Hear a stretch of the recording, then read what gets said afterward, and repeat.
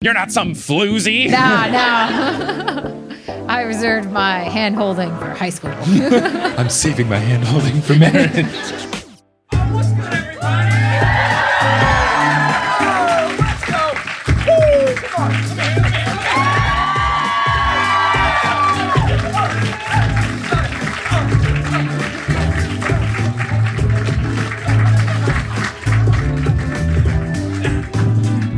Woo! Melbourne, Australia. What is good? How's it going, everybody? Good, well, awesome, great. Glad to hear it. It is a joy to be here. It's a joy to be here again. Who came out to the show last night as well? Whoo, fun. Look, oh, so polite. Everyone raising their hands. Not making too much noise. I'm very excited to be here. It's been fun. Kelly and I had a very fun day in between the show last night and tonight. We went to the fancy art gallery. Was it the Victorian Art Gallery? Yep, that's the one. We went to that one. It was really good. There was a room, and Kelly and I can discuss it, but there's like one particular room where they were just like, what if every famous artist was just in one room and we didn't make a big deal about it? Super cool. Enjoyed that. And then we went over to the Australian Sports Museum and we had a ball. But I don't want to talk about that all myself and then also talk about what we're going to be talking about today for the chapters of Percy Jackson. I'm with a guest, a very special guest. So please give a warm welcome and welcome to the stage the guest for tonight's show, the head of Magic Shop Design and my wife, Kelly Beckman-Schubert. Kelly, come on out. Hello. How's it going? Good. Did you have fun today on our museum adventure day? I did. It was a fun adventure day. Mm-hmm. What was your favorite aspect of the first museum we went to? The Victorian Gallery. I can't remember the name, even though people just told me. Is it the National Gallery of Victoria? It's the NGV. Yeah. I liked the building itself. I mean, all the artwork in it was really What amazing. are you, an architect or something? The artwork was amazing. It was like truly on another caliber. Right. Also, I really liked the outdoor exhibit. Oh, right. That was the coolest part. Yeah, there was like an outdoor exhibit of it was literally, as they temple. described it, like a redesigned version of the Pantheon. So if you want an on-brand free art installation to go to after coming to this Greek mythology-based show, you should go. It's cool. It's just like a Pantheon, and then they painted like different colors and stuff. We took a bunch of pictures and videos. That was really beautiful. But the building itself was just a really beautifully classic design building. I liked it. The best part about the Pantheon thing was not how pretty it was, which was very pretty, but the fact that I believe its official name was the Tower of Boom or the Temple of Boom. I think the official name was the Temple of Boom, which sounded very different than what it was, but what a great name. Yeah. And then Australian Sports Museum. Yes. Lovely time. That was lovely very fun. time. Didn't like that we had to pay money though. We've been spoiled by Australian museums across all the cities we've been to and that they're all free. Yes. You guys, tax dollars go to good things here? That's weird. Yes, we have been very spoiled. We saw there was a price and we were like, oh, should we go? And we're like, this is the first museum that we're paying for. Right. We should still We've go. been to so many. Yeah. So I'm kind of justifying it as like, the $30. And it was Australian dollars, so it's basically free. I'm just justifying it as like, we've so far paid $60 Australian dollars between the two of us to go to a bunch of museums. Yes. It's okay. And it was a really cool museum too, the sports museum. It was neat. fun. They're not paying me to say this, but it was fun. You had this like interactive wristband and then you could like vote on things. And and there were some funny ones that were like actually divisive topics that I'm like, that's kind of weird that they would put this in the museum. Yeah. But then there were like some good ones where they had a women's sports section and it was like, does women's sports get enough coverage? And one was like, no. And the other one was like, no, but different. And I was like, yeah, good. I like that. One of them was like kind of close. The other one was like not even close. Right, that's basically what it was. The closest you could get to I don't care about women's sports was like, still no. Still not enough. Still needs to improve. It was great. And then of course we had, and if anyone was at the show last night, they would know that this is not a surprise. But when we got to the Australian football section, there was a little like soundproof room where you could listen to all the songs from the teams. So obviously we went and scrolled over to the Greater Western Sydney Giants song, which is the best of the songs, and had a great time. That was wonderful. It was pretty good. It was pretty good. Anyway, enough sports talk at the Nerd Podcast. We are here to discuss some parts of Percy Jackson and the Olympians. Now, I don't think we've asked you this question because in between you being a guest and us changing the rules where when I have repeat guests, I try to ask them different questions every time. Have I asked you yet what your nectar and ambrosia would taste like? Oh. So No. that, thanks to some listener suggestions. I really was certain you were about to ask me what my favorite book was, and I was like, here's this question again. Luck. But Sometimes I'm forgetful, but I remember that I've asked you that at like 4 of the past 5 live shows we've done together. Eventually I get through. No, so in terms of this question, it would just be, what would your nectar and ambrosia taste like? So basically, what's your dream meal and what's your dream drink? I should have asked you this backstage so you could prepare. so I could think about it for Welcome half to a the second. hot seat. Woo! Favorite drink would probably be a flat white. Non-jokingly, she drank them before she came here. She's not Yes. just saying that to pander to you all. No, it's true. And in the US, you can't get them everywhere. They're not at every place that gives coffee, and not every barista knows what they are. If you go to a good place and explain what it is, some people will know what it is or know how to make it. So it's wonderful to go here and just say, I want a flat white, and then everybody thinks I'm just fitting in, but I love it. And I would probably have I have a specific, I'm such a coffee snob now. I've been here You've for a become month, a monster and I'm being just in the coffee country of Australia, being in Sydney and Melbourne specifically. You are like, your standards are so high now. I have a specific bean from a specific place that is my favorite that I've had you don't so have far. Tanzanian beans? That is the one I would pick. Yeah. That is the one that I would pick. So that's the drink. A meal? Just a whole bunch of fresh mango. Yeah. Yeah. Which we've had a good time here. Yes, we've had that is also what we've had We've here. had some Kensington mangoes, which are good. One brand in particular was called Sweet Cheeks. Yep. That's my favorite, based solely on the name, but it was also quite tasty. It was also good. Yeah. Yeah, we've had our fair share of mangoes and coffee, or at least you've had. I've had zero coffee because I don't drink coffee, but That's what I have every morning for breakfast is mangoes and coffee. And I'm just living the dream right now, apparently. And I just keep touring all the different Australian cereals that they don't make in the US, which has been really fun. Recently, we had, what was it? It was like the churros one, which was good. And then what's the peanut butter like? I don't know what it was. It was like Nutri-Grain or whatever. But it was like, oh, nice, cool. But it was like, it wasn't just like Nutri-Grain. It was like Nutri-Grain. Like, I feel like the box was yelling at me. And then this one even more so. It was like limited edition peanut butter. And then I like that whatever peanut butter brand it was emulating, it said inspired by whoever it is to like make it clear that, I don't know, it's not exactly something. It was like inspired by whatever brand. So I've been having a fun time. Anyway, I promise this is a Percy Jackson podcast. So let's get into it. Well, the people listening from other countries at home are like, oh my God, get on with it. So we are here to finish up chapter 3 and then as much of chapter 4 as we can get through in Battle of the Labyrinth, where we last left our heroes. The last thing that happened in chapter 3 was a completely unnecessary but very important side scene with Blackjack, where Percy just talks to him for no reason. And I loved every word of it. But before that, we have a situation where we know what's going on in the camp in terms of the problem with Grover and the council being upset with him not finding Pan. And then they're talking about potential alternatives to solving this Grover-related problem. And they already know about going into the labyrinth, that whole quest. So that's what we are getting into. Now, the night after dinner, Quintus has the campers dress in full armor as if they are playing Capture the Flag, but the vibe is off. You recall they said they're playing war games this evening, so these are the new war games. Everyone is very serious, and those big crates that Percy kept wondering about were missing. And this chapter title is I Play Tag with Scorpions, and I thought, oh no, the scorpions! Were they in the crates? So Quintus explains that they will be in teams of 2, but he has to scream that have already been chosen once everybody immediately tries to pair up, which is exactly what I would do in a middle school situation. Like Exactly. immediately you got to try to get with your best friend. Be like, Josh Pacifico, where are you? Come on, we got to go. Yeah, I think I was telling you this story earlier. When I did my 5th year of school, my first year of grad school, I knew that the project was going to be a partner project, and there were only 10 of us in the class. And I was like, I want to be with one of my 2 friends, but also the people that I vibe with on like a design level. And so we're going into like the first class, and I was like, I don't think we're going to pick in this class, but I'm going to situate myself right in between both of them just in case. And then we get to the whole okay, so let's pick partners. And everybody was like too nice to call out and like point across like, that's mine. Like we all know each other. We're all friends, but we all have our preferences that we were too kind to point out, but I had situated myself right in between the two people I wanted to be with. So when we went like, well, let's just go with whoever's sitting with. I'm like, yeah, that sounds good to me. Can't lose, play both Exactly. sides. So the kids are a bit disappointed, but Quintus says, quote, "Your goal is simple. Collect the gold laurels without dying. The wreath is wrapped in a silk package tied to the back of one of the monsters. There are 6 monsters. Each has a silk package. Only one holds the laurels. You must find the wreath before the other teams, and of course, you will have to slay the monster to get it and stay alive." Didn't like that he mentioned staying alive twice in the same description. Feels like an intense game that they're about to play. Now, the kids completely 180 on their very serious stance. Now they're all very excited. They think it's going to be fun. They like the opportunity to fight some monsters along the way. This is what they're training for.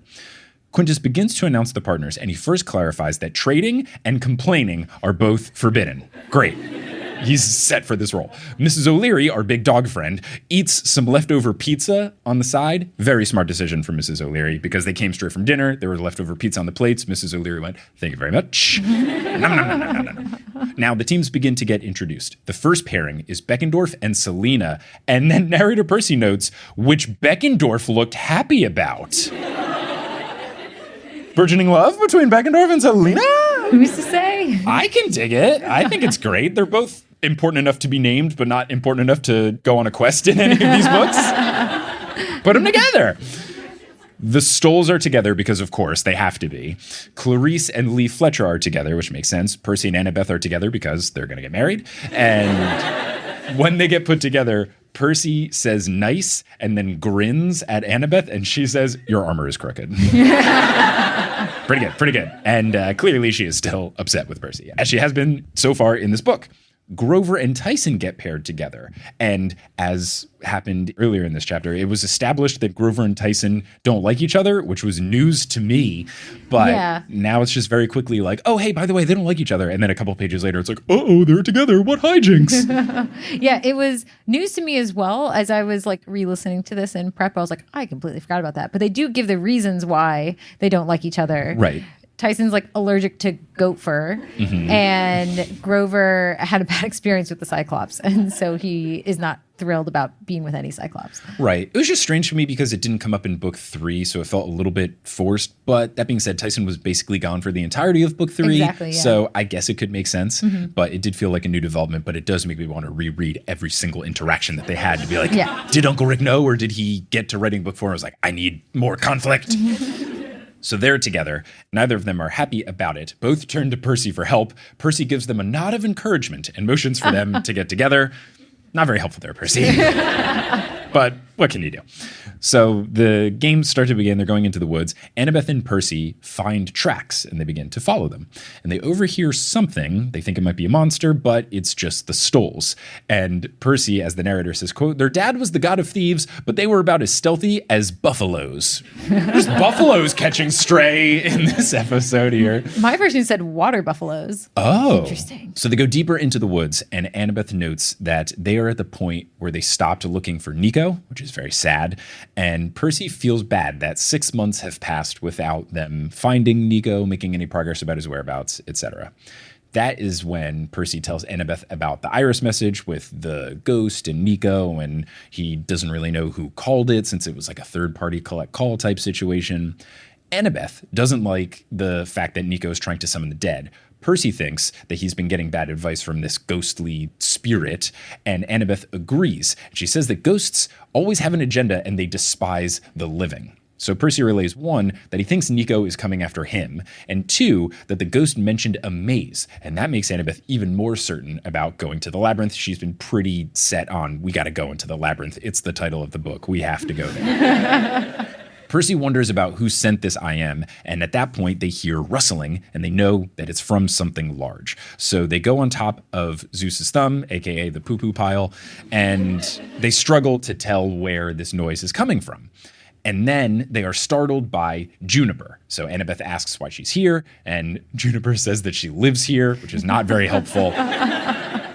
Percy asks, in the boulders? And she says, no, in the juniper.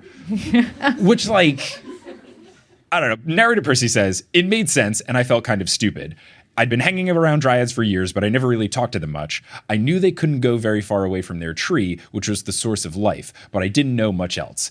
And in Percy's defense, it just feels too easy that Juniper would live in the juniper. Like, it just feels like one of those things where even if that is the case for nymphs, it would just be like, there's no way you live in the one named after you, right? Like, that's too obvious. So I support him not knowing that right off the jump. I think he's a little dense for not getting that one. I don't know. Like, I guess I also don't know the rules of nymphs, so I don't know that they have different names or like, is every juniper nymph named Juniper? Like, I don't know. I feel like there could be an opportunity to not necessarily be named after wherever you live.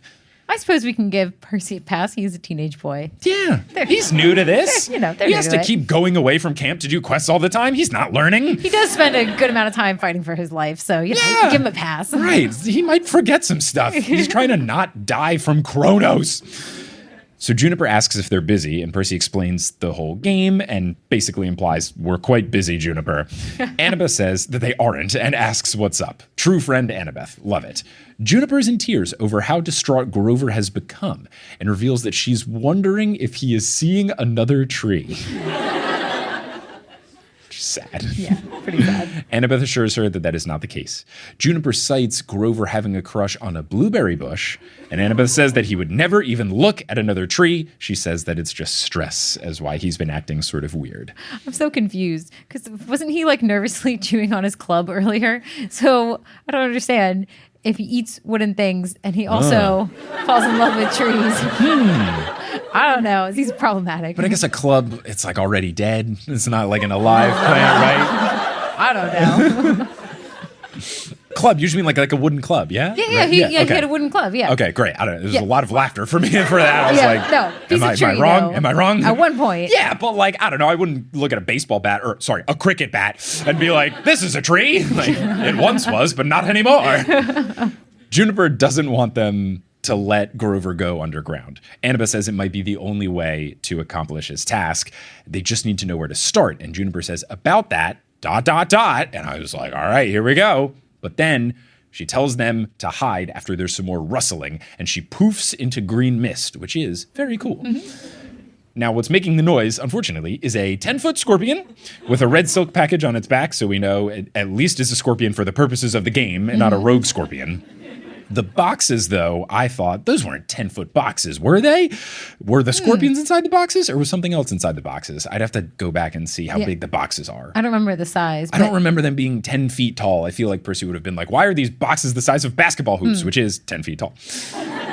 Are all the monsters the same monster? Like, are there 6 scorpions with 6 packages on them, or is it Yes. 6 types of monsters? I believe it's 6 scorpions with 6 packages on them, but only one of the packages has the actual laurels in there. We'll have to go back to see how big the crates were. I don't remember. I don't think they were 10 feet tall, so I don't know if the crates actually have something else in them, but they're gone. I'll have to see. Okay. First off, not an interactive show. Second, We've been lucky enough not to see any scorpions. yeah, but I don't know. We've been lucky enough not to know that information. I will say, yeah. I'm now I like know recalculating. I'm like, oh yeah, long. But I'm also okay with not knowing that off the bat. I guess, yes, you're right. I should have said long, but I was just thinking, I would hope everyone knew what I meant. But now I'm imagining an upright walking scorpion, which is way more terrifying. Anyway, Annabeth says that the plan should be to go behind one of the scorpions and chop off the tail, and then somebody else should be in front of the scorpion in order to distract it. Percy offers to go in the front and suggests that Annabeth go in the back because she's got the hat. She can be a little bit sneakier. Makes sense to me. Annabeth agrees. Narrator Percy then notes that they've fought together so much that they now know each other's moves. So they have this nice synergy going. I really enjoy that. They're feeling confident about their plan until 2 more Morpians, show up. Now, neither of them are confident, and they also realize, okay, we have 50% of the total scorpions approaching us right now. That is way too high of a percentage of the scorpions. Wait, do they all have packages on their backs? Yes. Oh, they all have I missed packages, that but part. only one package is Correct. So I guess they would all be empty but one. Oh, okay. I thought it was one with a package and 2 rogue. No. But it's okay. I see. Yeah. It's all of them. They could all be the potential. And it wouldn't be really bad if you were like fighting off. Like imagine Clarisse beats up 5 of the scorpions and all of their bags are empty. Yeah. It's like, are you kidding me? Defeated so many of these. So the scorpions are approaching. Percy asks if they should climb up the rocks, but Annabeth says that there's no time, and she is right because they are approaching quite quickly. So they fend off the scorpions' attacks, but Percy knows that this can't last forever. Eventually, the scorpions are going to overpower us. We got to do something else. He comes across a crack in the boulders, and he tells Annabeth to go inside. She thinks that it's too small, but Percy insists and says that he will cover her while she goes in. So they enter, but immediately they fall into a pit, quote, that wasn't there before. Intriguing. The entrance then closes behind them, which is even more intriguing.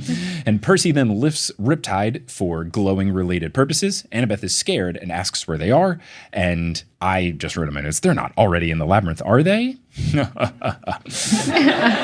Silly me from before. Percy is also freaking out, but only internally. He's trying to stay cool and calm and put up a nice face to Annabeth, which reminds me of recently when we were in Sydney, we went on a whale watching type boat thing. And it was towards the end of the season and the weather wasn't great, but it was literally like the second to last day before they didn't do it anymore. And Kelly wanted to see whales. I was very excited about this trip. I was super excited. Never seen a whale outside of like an aquarium kind of setting. I was really excited for the chance to see whales. Have you seen a whale in an aquarium? When I say aquarium, I mean like SeaWorld. Okay, I was going to say, that's a big aquarium. Yeah. So yes, we went on this boat and the swells were how high? 2 meters? They said a little higher than 2, like approaching 2.5 by the time we were done. And they were 5 seconds apart.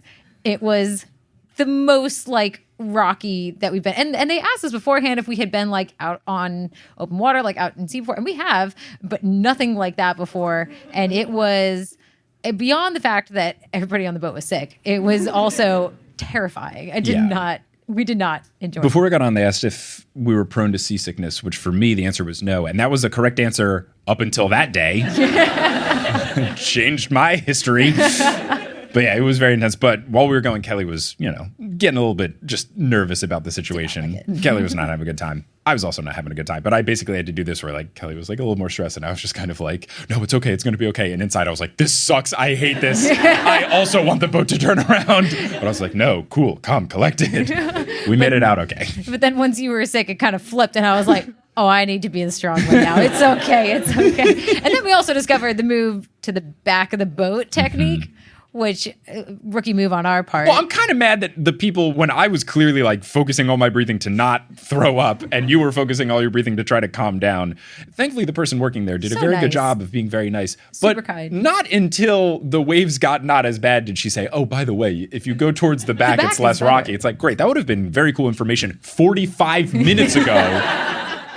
Before I rolled everywhere. Yeah, this is a 2-hour experience. It was very long. And at some point I was just like, 95% of the boat was sick. Yeah, we don't have to keep harping on that. Also, by the way, no whales. We saw no whales. We saw some dolphins. Saw some dolphins. So at least it wasn't nothing. You didn't look up to see them. I saw the dolphins. Yeah, they were like, at first they were like, if you go to the other side of the boat, you can see dolphins. I was like, I'm good. I'm focusing on trying to keep it together. But I was just thinking, pretty sure most of this boat wants us to turn around right now. Can we just if we took a poll, if we went Squid Game with the checkmark X voting block, I feel like everyone would be like, turn around, baby. Yeah. That was an experience. It was an experience. Yeah. Anyway, Percy Jackson. So Percy is, again, freaking out internally, but trying to keep a calm face for Annabeth. And he says, look, even though we don't know where we are, at least we're safe from the scorpions. And Percy knows that there's not supposed to be a cave here in the boulders. So something is up. He wonders if it's a fissure like the one Nico made appear when he did his Hulk smash to the ground in anger at the end of book 3.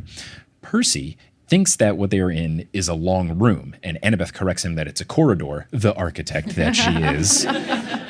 She warns Percy not to take another step, and they must find the exit. And Percy tries to pull it's right over, but it has been completely covered over from where they entered. The ceiling is just completely solid stone. Narrator Percy then says, quote, Annabeth's hand slipped into mine. Under different circumstances, I would have been embarrassed. But here in the dark, I was glad to know where she was. It was about the only thing I was sure of. And hand holding, it's pretty huge step. It's pretty big. They're 14 in this book. Yeah. I don't remember. That sounds right. I think they're 14. So, Or I 15. mean, yeah, maybe. But like, regardless, at least for me, like holding hands at 14, like 8th grade, that was a big deal. I was like, I was very nervous about it. I remember having my scary situations of being like, oh, am I too forward if I hold her hand during the movie? I don't know if you were as nervous about hand holding as I know was. if I held anybody's hand in junior high.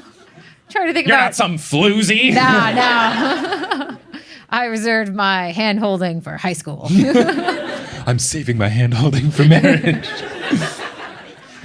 Annabeth asks Percy to help her search the walls, and Percy asks for what, and she says the sign of Daedalus, and narrator Percy adds, as if that was supposed to make sense, which is wonderful. Now, if Percy had played Hades the video game, he would at least know that Daedalus is a thing. In the game, you don't meet Daedalus as a character, but he gives you weapon upgrades, which what I've now learned about Daedalus makes sense. So I don't know a whole lot about him, I just know that he exists, and he makes my various weapons stronger, so I'm a big Daedalus fan. Annabeth then finds something along the walls and presses it, and a blue delta appears and glows, and then the roof slides open. The night sky is visible, and then ladder rungs poke out of the wall. They hear Tyson and others calling their names, but Tyson's calls are significantly louder than everyone else's, which I think is a great little note. He also notices that the sky is darker than it used to be when they went in. Right, because it wasn't night when they began, but now it is night, so feels like an interesting note that we will learn more about in a little bit. So they end up escaping, and they are greeted by Clarisse asking where they've been. She says that they've been looking forever, and Percy says that they were only gone for a few minutes. What are you talking about? But then I was thinking, okay, time must work differently here. That's very interesting. And I wonder if that will affect birthday/deadline stuff, because that's always an important thing with these books. We're always worrying about Percy turning 16. We're always worrying about deadlines, whether it's solstices or meetings or whatever. So I wonder if the uncertain time situation will put something into flux over the course of this story. That's an interesting thought. Thank you for not spoiling. Your trapdoor has not been activated. So Chiron, Tyson, and Grover approach to check in on them, make sure that they're okay. Percy tries to explain that they simply fell into a hole within the rocks, but the crowd doesn't really seem sold on that story. Chiron explains that they were gone for an hour, and Grover says that they would have won, but Tyson sat on him, and Tyson says, it was an accident! Clarisse has the laurels, but she isn't bragging, which really alerts to Percy. Something is wrong. She would totally be flexing on this right now. I don't know. This sounds a lot like everybody thinks they were off smooching. We fell into a hole. It's only been a few minutes. Touche. It is funny that nobody asked that, but I guess they're not like fully established as a thing yet. But everybody should know it. Come on, it's pretty obvious. Clarisse is suspicious of the hole. Annabeth tells Clarisse that they may want to talk further at the big house, and Clarisse gasps and asks Annabeth if they found it. Annabeth hesitates, but then she admits that they did. And the campers and Percy and me are all confused. Chiron calls for silence and says that now is not the time and place to discuss this. He gives the boulders side eye, which I think is really good, that he looks at the boulders like they are a person guilty of something. Gives them side eye and tells the campers to head to their cabins to go to sleep. Clarisse says that this explains what Luke is after, and Percy's confused because Percy is thicker than refrigerated Vegemite.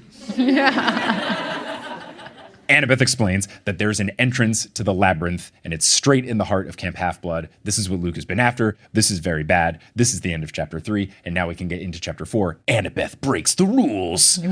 She doesn't do that. Whoa! So, of course, I always try to guess what the chapter title hints at. I was guessing here. I said it feels like she joins the mission when it's just supposed to be a smaller group, but that also feels too easy. So, I don't know. I guessed it, and then I was like, nah, and then I didn't give a further guess, but I wouldn't have been right anyway.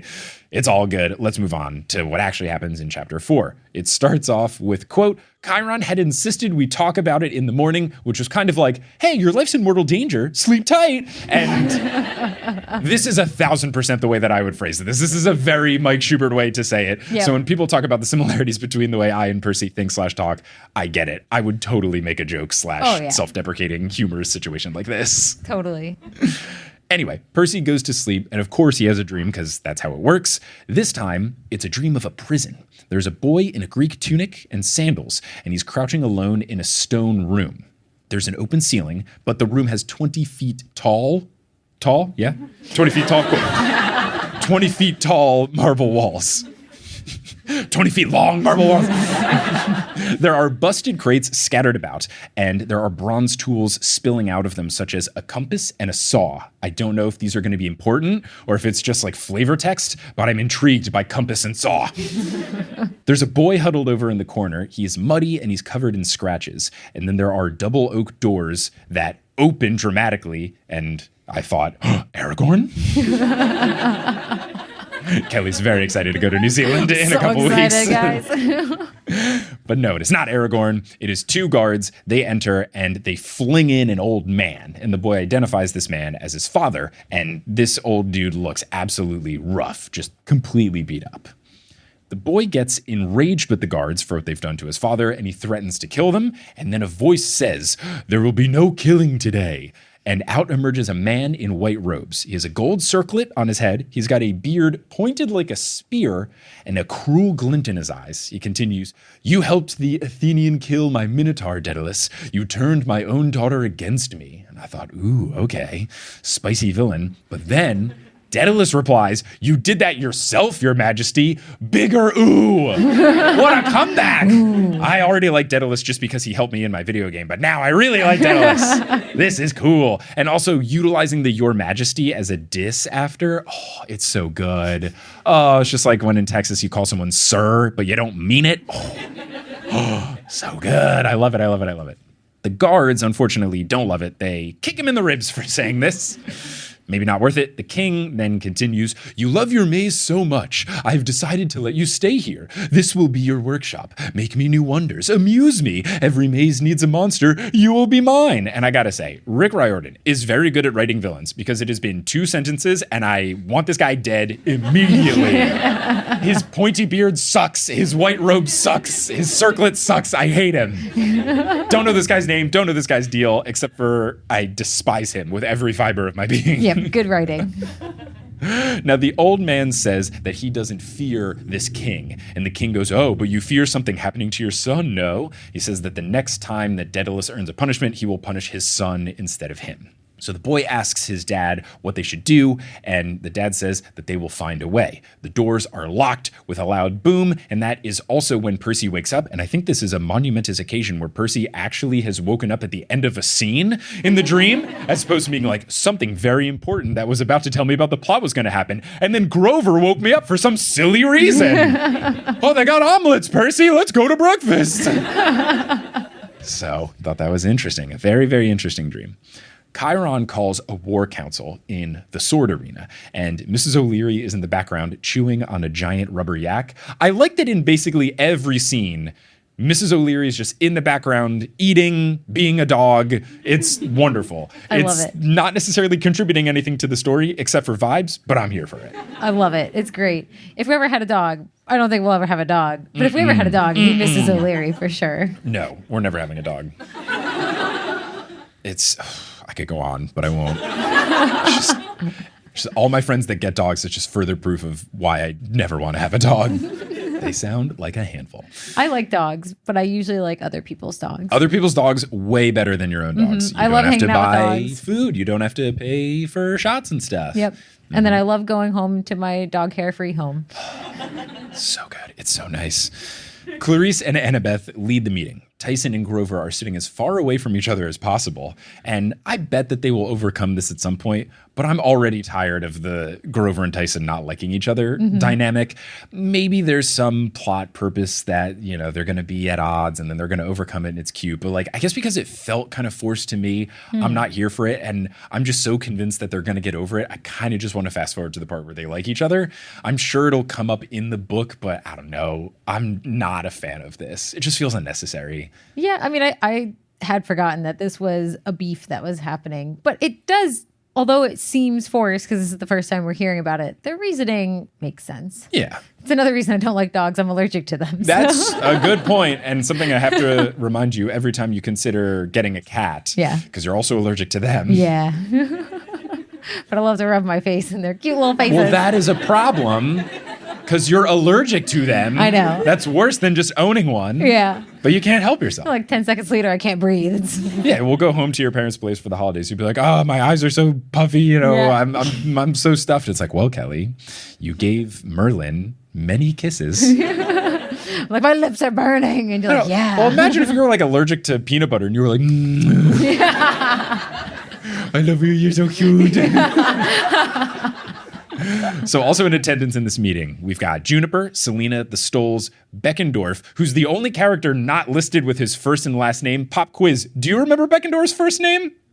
Does anyone remember what's Charles? Okay, great. I was Everyone just knows. about to say that, Yeah. I realized when I said this, I was writing these notes and I was like, oh, that's funny. They didn't list his first name, which is... couldn't tell you. So he's just straight Beckendorf, Lee Fletcher, and Argus. Argus being there makes Percy think, all right, something is really wrong here because Argus only shows up when things are bad.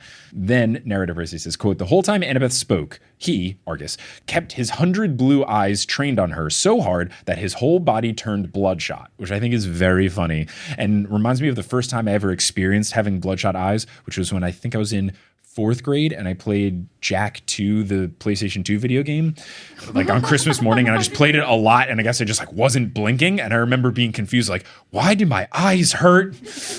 And then I looked in the mirror, I was like, what are these red lines in my eyes? It was a new experience for me. You also get that issue when you play video games. Yeah. You forget to blink. I forget to blink. I have to remember to take out my contacts before I play video games sometimes and put on my glasses because otherwise my contacts will fall out because I forget to blink for so long. A very intense gamer, that Kelly Schubert. Annabeth thinks that Luke has to know about the entrance since he knew everything about the camp. And Percy picks up that she says this with a hint of pride in her voice, like she still respects him. And I love how petty Percy is. He is so tuned into Annabeth showing Luke any sort of acknowledgement, and he's not here for it, but I'm here for that. Juniper says that she knows that Luke used this entrance in the past. Selena asks why Juniper never said anything, and she says that she didn't know it was special. She thought it was just a cave, and she adds the caves are yucky. Can't fight it. Normal take. I support it. Grover, in response to this, he also supports it. He says, she has good taste. And then Juniper says, I wouldn't have paid any attention to it except, well, it was Luke. And then Grover immediately says, forget what I said about good taste. I also love how much Grover hates Luke. So Quintus asks if they think Luke will use the entrance as an invasion point. Clarisse says yes. Annabeth chimes in that they think he's been sending scouts to the maze because they found one. And Chiron identifies this scout as Chris Rodriguez and gives Quintus a, quote, meaningful look. Very Chiron of him to do. Quintus says, the one in the... And then Chiron, it doesn't say this, but I assume Chiron gives him a very intense, like, don't you dare spoil the plot look. So then Quintus says, the one in the... Yes, I understand. Percy asks, and I love that Percy is always ready to do this. Percy goes, the one in the what? And Clarisse glares at Percy, which I didn't understand, and then I continued to read this chapter, and I very much understood. I was very confused. I just wrote in my notes in all caps, what is going on? Has Chiron gotten to everyone in his mission of making sure that everyone works in a way where the plot is protected? Clarisse says that the point is Luke is going to try to find a way to navigate the maze by finding Daedalus's workshop. At this point, I have to say I did Google the pronunciation of Daedalus to make sure that I didn't get emails about pronouncing it. Because in Hades the video game, they say Daedalus. But also in Hades the video game, they say Demeter. And that did not stop people from emailing me. I did look up a YouTube video that was called How to Pronounce Daedalus. And in parentheses, it said, with real-life examples. And it was like a 40-second video with clips of people saying it in various different medias. What was very cool, though, was that the first half, they pronounced it Daedalus, and the second half, they pronounced it Daedalus. So this video was a waste of 40 seconds of my life. Plus however long it took me to search it. The general consensus I found from Googling is that you can either say Daedalus or Daedalus or Daedalus. That one feels wrong. Feels like the other one could go 50-50 because it's spelled Daedalus, but Daedalus? No, that's incorrect. I will be okay with the other two. I will be saying Daedalus because that's how they say it in Hades, a video game, and that is the most canon thing of all. But that's been Pronunciation Corner with Mike Schubert. Another thing that was interesting, and I don't know if this is Rick Riordan or my PDF, but when they were saying Daedalus's workshop, at least in the one I was reading, it was Daedalus S''S. Are you an S''S person or an S' leave it blank person? S' leave it blank. I Because know that I is married- grammatically correct. I know That's I the way married you that for it a is. reason. Good. Don't have to talk about that one. So Percy identifies Daedalus as the creator of the maze. Annabeth confirms and calls him the greatest architect and inventor of all time. And I thought this was really interesting because I feel like the books usually don't date themselves. They had the whole thing where they didn't say specifically what president it was to kind of keep it vague. But this makes it clear that this book was written in the late 2000s because she didn't identify Kelly Schubert as the greatest architect of all time. I was like, where are you going with this one? I'm going to Compliment Town, and we're going to intermission, baby. What a segue. So we are going to take a brief 15-minute intermission or so. See you soon, or I guess I'll pursue you soon after like 15 minutes or so. See y'all then. Hello and welcome to the Admiral of the Labyrinth Texas edition. I am back at my parents' place in Houston, Texas, home for the holidays, which has been quite nice to see family. Obviously, I miss Australia and New Zealand dearly, but it's been good to relax a little bit and not have to be moving around all of the time. But I missed you all last week when we took the time off. Thank you for being patient there. Hopefully you are enjoying that this episode is really long and beefy and stuff. But let's get into some announcements about the newest Olympian. First, the holiday season came and went, and maybe you got some gifts, maybe you didn't get some gifts, maybe you're still looking for that special something, and now it's time to get a gift for yourself. Well, if you go to thenewestolympian.com/merch, you can get some TNO merch and treat yourself. We've got TNO socks, we've got TNO pins, we've got signed posters, we've got digital merchandise. You can download video replays of past live shows. We've also got 2 types of shirts and a whole bunch of other goodies that all live at thenewestolympian.com/merch. And if you want some special exclusive merch, you can go to our Patreon, thenewestolympian.com/Patreon, and get exclusive stickers and exclusive enamel pins and exclusive digital content as well. So many wonderful things. I'll finally be able to start mailing out patron rewards again once we're back in New York partway through January. So thank you folks for being patient there.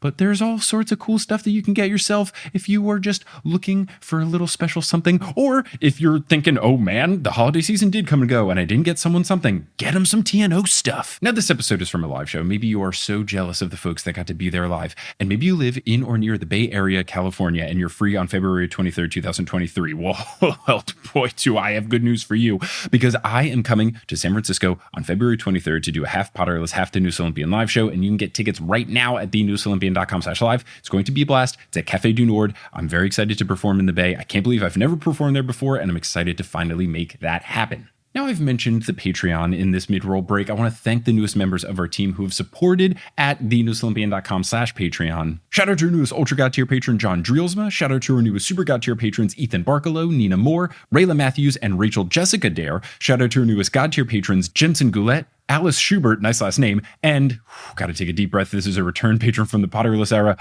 3.14159265358979332388462862889986280348253421170679. Those are the first couple digits of pi. And yes, that was my first take, and I did it all in one take. I'm very proud of myself. And shout out to our newest demigod tier patrons, Sebastian Lascala, Riley C., Mair Nidi, Lexa Pupper, Elizabeth Wilson, and Allison Yuen, and a happy birthday shout out to Jill James. Thank you all so much for your support. May Hera bless you with good family times in the future, especially if things are a little rocky around the holidays. Sometimes that can happen, so hopefully any burned bridges can be mended soon, and any bridges that were doing well get extra reinforced and stuff. Now, let's say you're all caught up on the Newest Olympian and you are looking for a new podcast to listen to. I make a whole lot of podcasts. I'm a big independent podcast boy, and I make a bunch of shows, and I think they're all very good. And one of those shows that I make that I think is very good is called Modern Muckraker. Modern Muckraker is a scripted podcast that I worked on with a lovely team of very talented individuals. It is a show where I play the character of someone who is convinced he's completing the world's most important research, but really the questions that we dive into and answer are things along the lines of, how many IHOP locations can you visit and eat free pancakes at during one National Free Pancake Day? Or if you lost half of an orchestra, what remaining instruments would create the worst possible sound? I interviewed highly overqualified experts experts, did lots of research, had a research team do research, a lot of fun stuff there. And you can listen to Modern Muckraker wherever you get your podcasts by searching for Modern Muckraker or going to our website, modernmuck.com. And finally, before we wrap up here, you're going to hear words from a few sponsors who make it feasible for me to be a full-time podcaster. Some of these ads will be read by me, others of them won't. The ones that are not read by me are inserted locally. So if you live in Texas, don't be surprised if you hear an ad for a kolache factory. They're not paying me to say this, but the kolache of the month is garden omelet, and the Denver omelet one is really good. So I'm assuming the garden omelet one will be good as well. Kolache factory, hit me up. Let's make a partnership happen. But anyway, once those ads are complete, we'll get back to this episode of the News Olympian.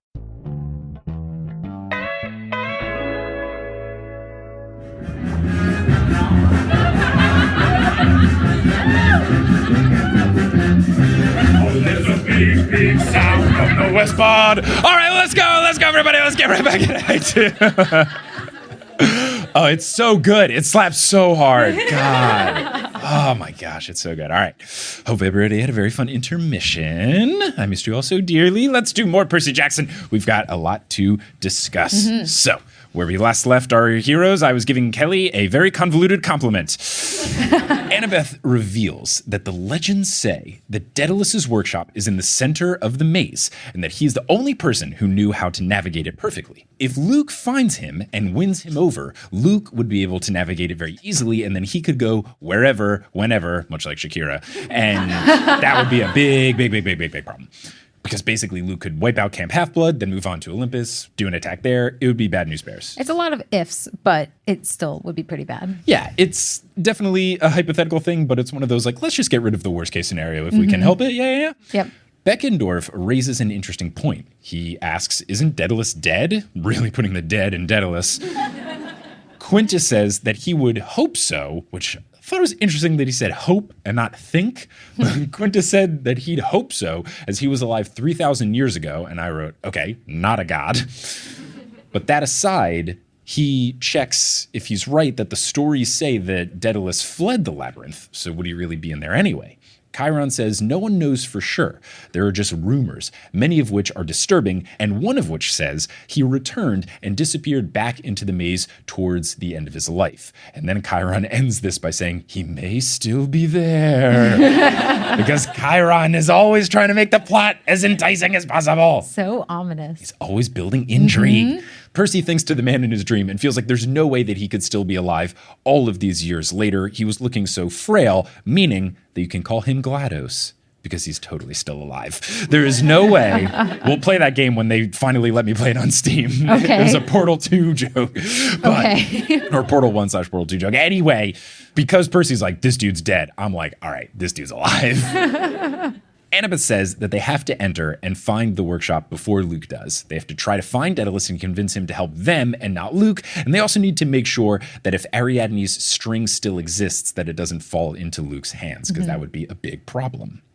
Percy suggests that they just blow up the entrance instead, which, not a terrible suggestion. Not a horrible solution. Grover yes-ands this and immediately says, I'll go grab the dynamite. Supportive friend Grover. We love to see it. But these beautiful boneheaded boys are too simple in their thinking because Clarisse says that they tried that in Phoenix and it didn't go so well. Annabeth confirms, saying that the labyrinth is made of magical architecture. Can you speak to anything about magical architecture? Usually it's the kind of architecture that I have made. Then it becomes magical architecture. If ever in New York City, she's made some good buildings. Magical. There's some good stuff there. Annabeth says that it's made of magical architecture and it requires a lot of power to seal just one entrance. Apparently in Phoenix, Clarisse demolished an entire building with a wrecking ball. I want to see this. I want to see Clarisse cranking the levers of a big cat wrecking ball. But she apparently demolished an entire building and the maze entrance only shifted a few feet. So the destruction route is not going to work. Annabeth says that the better plan is to prevent Luke from learning how to navigate the labyrinth. Lee Fletcher suggests that they could just fight and set up a bunch of defenses near the entrance, but Chiron says that, yeah, sure, we will do that, but I don't know that that is going to be enough. And everyone is very somber because Chiron usually tries to be very optimistic about these sorts of things, so the fact that he immediately was like, that's not going to work, my guy, is just a bad sign for everybody. So nobody suggested my solution. Rewrite the book. What's your solution? So this is right in the middle of the magical boundaries of camp, right? Who set the boundaries of camp? And why can't we just make it outside the boundaries of camp. I don't know who decided that this is the circle and that it includes the woods, but can we just make like around the boulder, and then it's not part of camp and the boundaries will still keep them out. It's a pretty good solution. That was my thought. We'll have to ask Uncle Rick when he comes on the pod Exactly. eventually. Annabeth insists that they find the workshop and the string before Luke. Percy is concerned by the fact that they don't know how to navigate it at all. But Annabeth says that she's been studying it for years and she knows the maze better than anybody. And Percy says, from reading about it? She says, well, yes. He goes, that's not enough. She says, it has to be. And Percy goes, it isn't. She says, are you going to help me or not? I love this little married couple arguing that they've got. It's perfect. They're so perfect for each other. Now, to break the awkward silence, but also to elevate the awkwardness, Mrs. O'Leary makes a loud squeak emit from the yak toy that she had been chewing the entirety of the scene, beheads it, and it makes a very loud eek noise, and just makes this awkward situation even more awkward. Great comedic timing for Mrs. O'Leary. Got to get her on the Laugh Bloods, the improv team. Chiron clears his throat and says that they need a quest for someone to enter the maze, find the workshop, and prevent Luke from using the maze to infiltrate the camp. Clarisse nominates Annabeth as the obvious choice for the leader, and the crowd murmurs in agreement. Narrator Percy says, quote, I knew Annabeth had been waiting for her own quest since she was a little kid, but she looked uncomfortable. And I'm very excited that we're getting this. I think in a book one episode, I said it would be very cool if one of the books had somebody else's quest and Percy just happened to be there. And we've kind of had that. So I like that it's not always just Percy has to do this, Percy has to do this, Percy has to do this. It's fun that he is going on other people's journeys and they get to be the lead. He's the main character, but he's not always the main character. It's refreshing. Yeah, he's the protagonist of the series, but he's not necessarily always the main character of everyone's story. Unlike Harry Potter, who's the most important person in everyone's life in the entire series. Everyone revolves around him.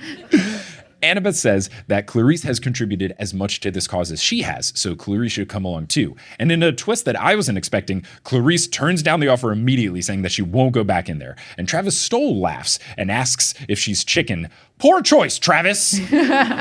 First, from the perspective of don't taunt the big, strong bully.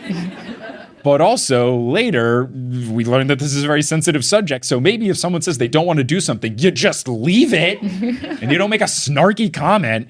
Narrator Percy explains this situation, saying, Clarisse got to her feet. I thought she was going to pulverize Travis, but she said in a shaky voice, you don't understand anything, punk. I love that punk still got in there.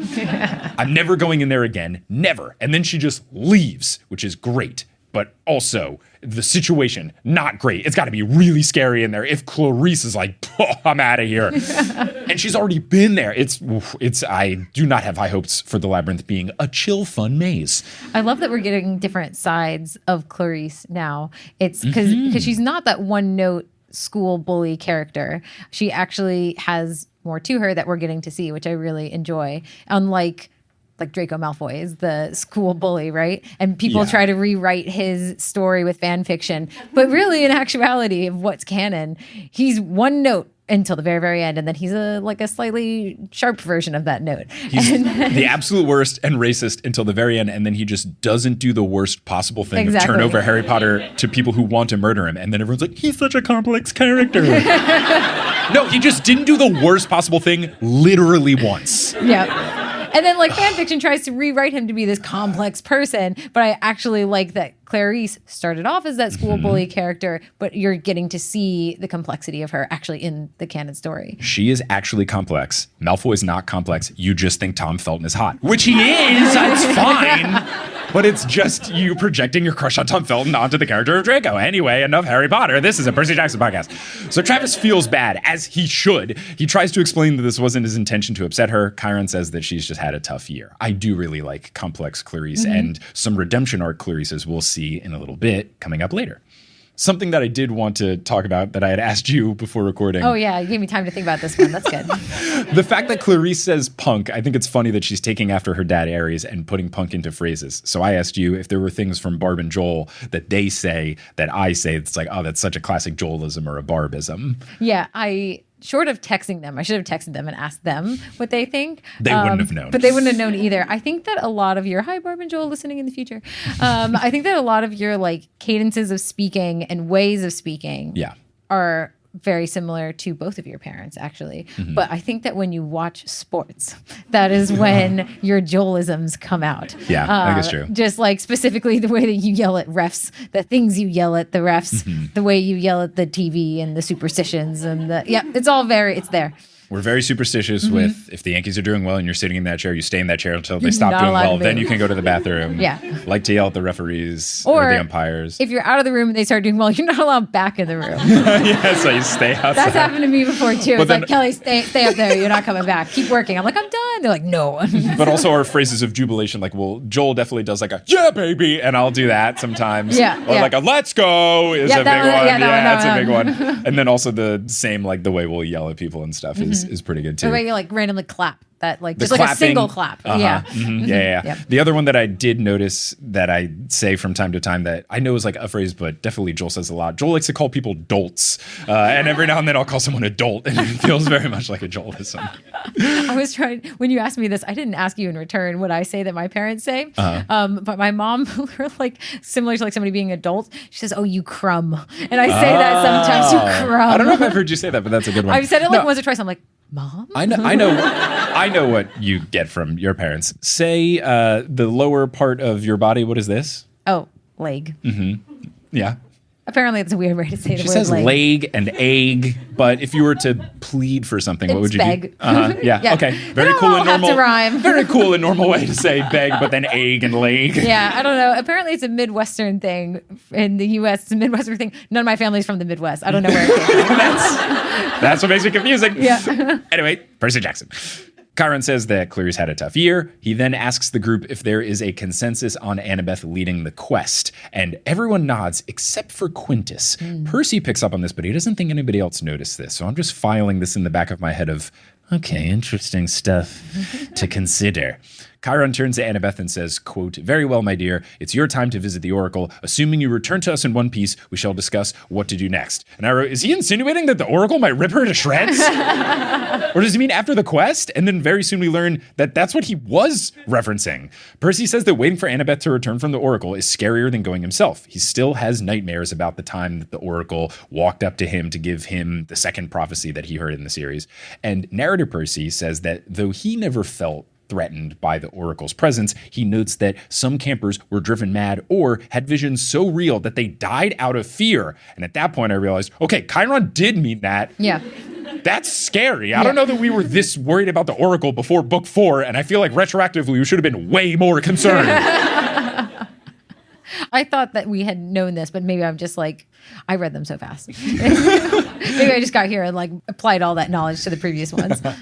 Narrator Percy says, I paced the arena waiting. Mrs. O'Leary ate her lunch, which consisted of 100 pounds of ground beef and several dog biscuits the size of trash can lids. I wondered where Quintus got dog biscuits that size. I didn't figure you could just walk into Pet Zone and put those in your shopping cart. Pet Zone, don't worry, Australian folks, not a real store. If they were doing an actual one, would have done Pet Smart, but Pet Zone feels like it could be a legitimate place. Or my pet warehouse, which we've seen here a couple of times that we keep walking by. Yeah, because you made the joke that the warehouse was a pet. Oh, yes, you're I like, did. Good warehouse. Come warehouse.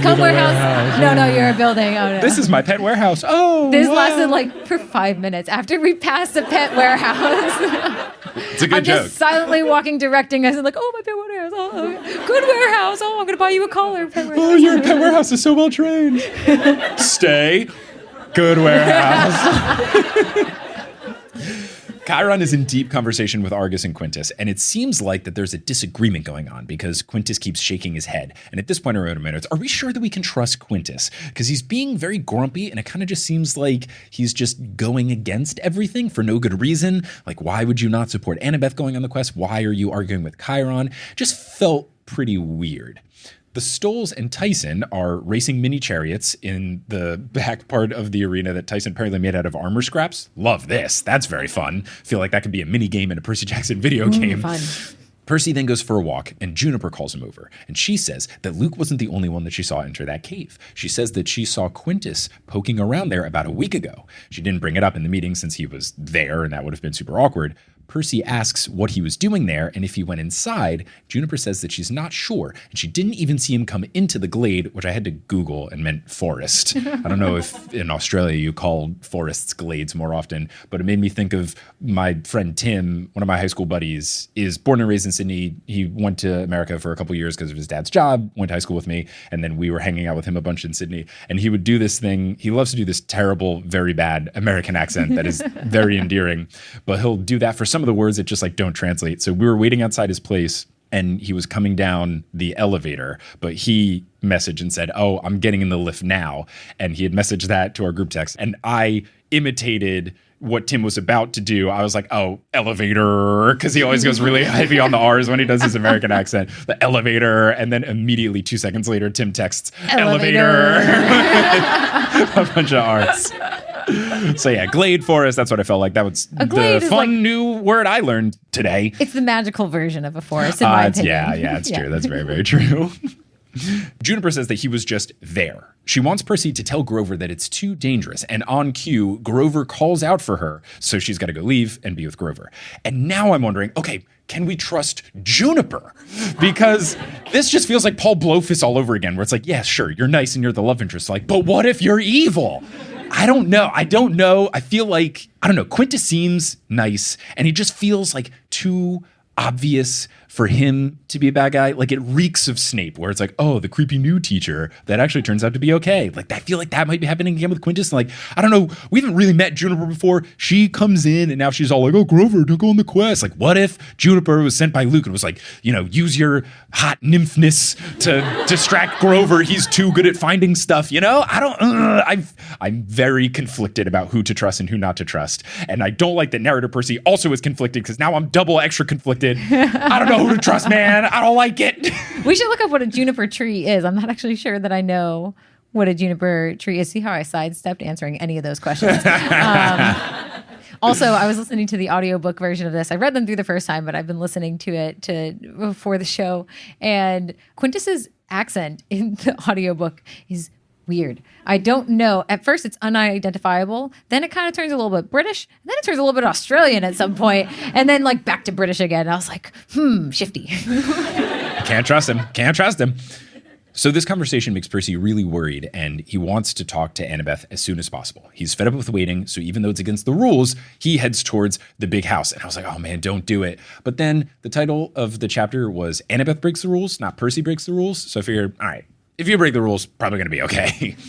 He gets to the base of the stairs and he hears sobbing, but it's coming from below. And I wrote in my notes, does the big house have a basement? And the narrator Percy, the literal next sentence says, I crept around the back of the stairs. The basement door was open. I didn't even know the big house had a basement.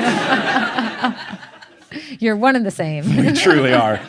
He looks inside and he sees two people in the corner. And as the narrator says, sitting amid a bunch of stockpiled cases of ambrosia and strawberry preserves. One was Clarisse. The other was a teenage Hispanic guy in tattered camouflage pants and a dirty black t-shirt. His hair was greasy and matted. He was hugging his shoulders and sobbing. It was Chris Rodriguez, the half-blood who'd gone to work for Luke. And that's when I realized, Quintus was about to say, the one in the basement.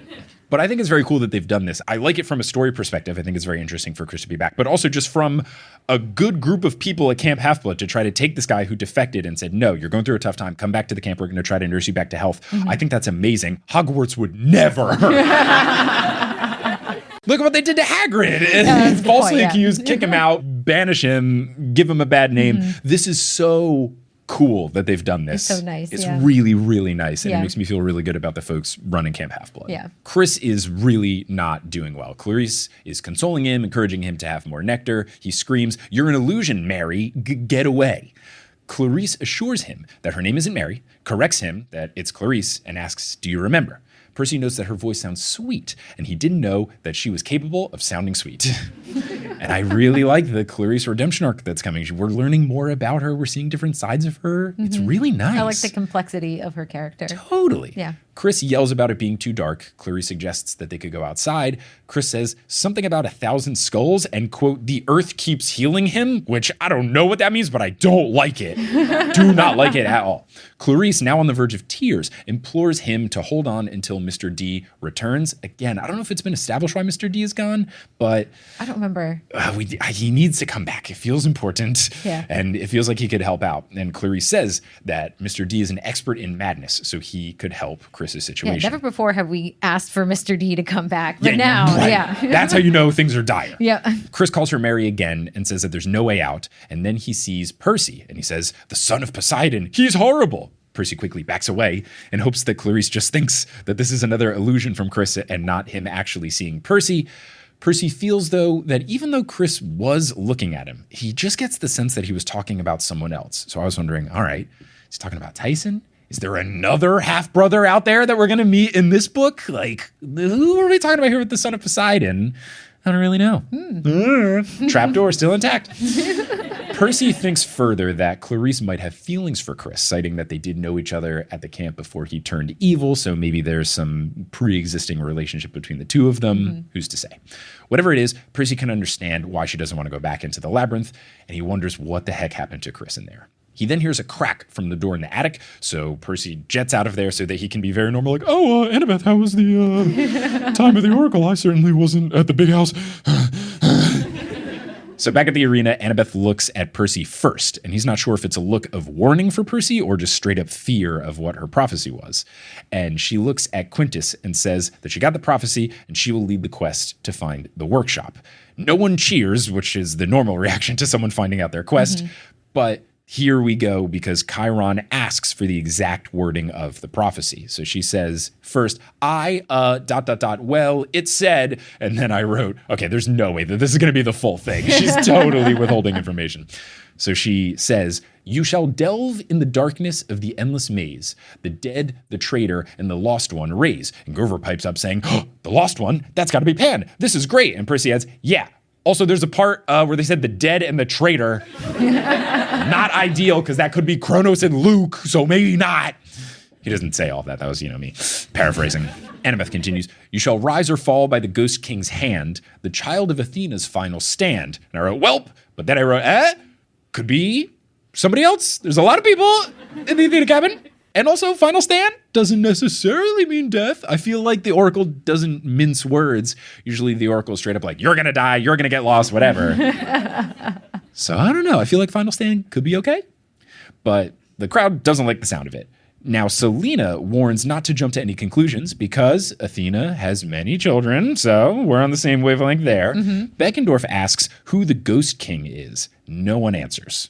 Percy is worried that Nico's spirit summoning might have something to do with the Ghost King. Chiron asks if there are more lines because the prophecy doesn't seem complete, and he always knows. Of course he knows. He's gotta know. But he's right. It definitely felt like she was withholding information. Annabeth says she doesn't remember exactly, and Chiron raises an eyebrow because Annabeth is famously known for her very good memory, so feels not great. And then she fidgets and says something about destroy with a hero's final breath. And she definitely 1,000% knows what it is. I mean, she knows. Come on. Chiron asks, and Annabeth stands up and says, look, the point is I have to go in, I'll find the workshop and stop Luke, and ...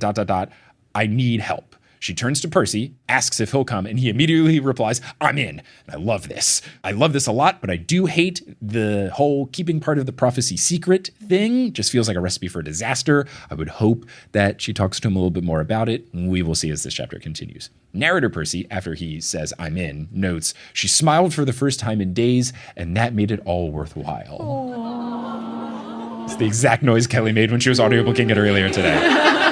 I had my headphones in and I went, oh, and Mike goes, yeah, that part. And I'm like, I just knew. She then asks Grover if he wants in because Pan is waiting. Grover has clearly pushed aside his fear of caves and undergrounds because he's definitely interested. And he says that he'll pack extra recyclables as snacks. I love that Grover has not realized that nobody else ever eats his garbage and recycling snacks. Yeah. Annabeth says that they need Tyson too, and I'm very excited here because the whole band's together. We're getting everybody in a book. Let's go. I love this. I was very scared about who's going to get left out of this one because it usually feels like somebody is gone, but the whole team together? I hope this happens. Feels really good. Tyson says, yay, blow things up time, which wakes Mrs. O'Leary. Great. Chiron cautions her that this goes against ancient laws, though. The ancient laws state that only 2 companions are allowed because that's how this middle grade book series works. Annabeth says that she needs all of them because it's important.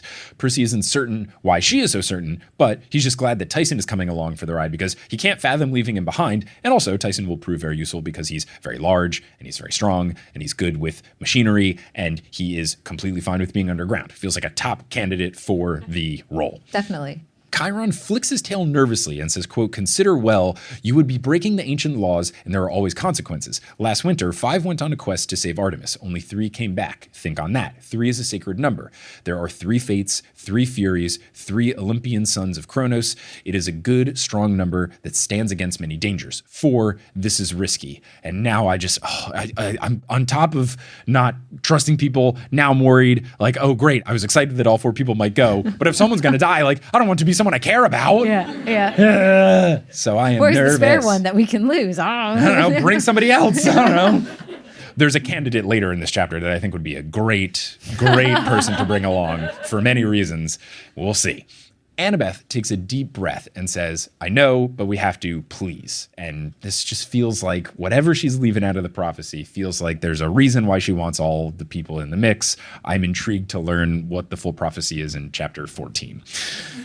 Percy can tell that Chiron doesn't love it. Quintus looks like he's deciding who won't make it back alive. Chiron sighs and calls for the meeting to be adjourned and says that tomorrow at dawn, this crew will be sent out into the labyrinth. So Quintus pulls Percy aside as the council is dismissing, and he tells Percy that he's got a bad feeling about this, which, again, I don't know what to feel about Quintus. This seems like a really nice thing, but is that the problem because it's a nice thing? I don't really know. I'm very torn. Percy doesn't fully trust Quintus because of what Juniper said, but he sees true concern in his eyes when they make eye contact. Quintus is uncomfortable with Percy going, but also anyone going. He's worried about all of them. And he reminds Percy that the labyrinth is meant to fool you. He says it tries to distract you, which is especially bad for half-bloods who are an easily distractible lot. Percy asks if he's ever been down there, and Quintus confirms, but he says it was a long time ago, and he barely escaped with his life. Most aren't that lucky. He grabs Percy's arm and encourages him to keep his mind on what matters most. And I thought, all right, well, Annabeth is going on the quest, so that should be pretty easy. Shouldn't be too hard. And then he gives Percy a silver tube that is so cold, Percy almost drops it. It's a whistle, apparently, and Quintus says that it's a dog whistle for Mrs. O'Leary. Love it. Which is pretty cool. Perfect. I love this. Yes. Anything where we can get more Mrs. O'Leary in the mix for a functional purpose? Hell yeah, baby. Let's go. Great. Percy is about to ask how it will work in the maze. Quintus knows that he's about to ask this, so he explains that he's not positive that it will, but Mrs. O'Leary is a hellhound and can appear when called, no matter how far away she is. Quintus would feel better if Percy had it and says that if he really needs to use it, he can do so, but he warns that it's made of Stygian ice. And Percy, so that everyone reading can understand, goes, what ice? And Quintus explains that it means that it's crafted from the river Styx. It is hard to craft and it's very delicate. It cannot melt, but it'll shatter after one use, which is awfully convenient. Very convenient. Very convenient. One time. Get out of jail free card. Basically. Yep. Percy thinks back to the last time he was given a gift right before a quest, which is the cool shoes that Luke gave him. And now he's also not trusting Quintus, like, I've been down this road before. But Quintus seems so nice. And Percy notes, well, Mrs. O'Leary likes Quintus, and that's got to count for something. Just great. Percy feels bad that he could ever have mistrusted Quintus, but then he remembers that he once trusted Luke, so he's back to being torn. I'm very torn. It's very hard. I don't know how to feel. Percy thanks Quintus and promises to himself that he won't use the whistle, meaning he definitely will use the whistle. And he darts off to find Annabeth. So Percy goes to the Athena cabin for the first time ever. Big step, going to the parents' house, basically. He calls inside. He gets no answer, so he just goes in anyway. And I was thinking, is that allowed? Can you just go into other people's cabins? I guess so. So he goes in, and narrator Percy says, the place was a workshop for brainiac kids. The bunks were all pushed against one wall as if sleeping didn't matter very much. Most of the room was filled with workbenches and tables and sets of tools and weapons. The back of the room was a huge library crammed with old scrolls and leather-bound books and paperbacks. There was an architect's drafting table with a bunch of rulers and protractors and some 3D models of building. Sounds right up your alley. Cool. Huge old war maps were plastered to the ceiling. Sets of armor hung under the windows, their bronze plates glinting in the sun. I mean, this place sounds pretty cool. Sounds pretty cool. Yeah. Sounds like a nice place. Yes. Maybe not for like sleeping because they've pushed all their bunks aside, but it sounds like a nice place to work. Yes, for sure. And did it all? Yeah, sets of armor hanging under the, I don't know if you don't want, don't have that hanging. Put it safely on the ground or in a cupboard or something.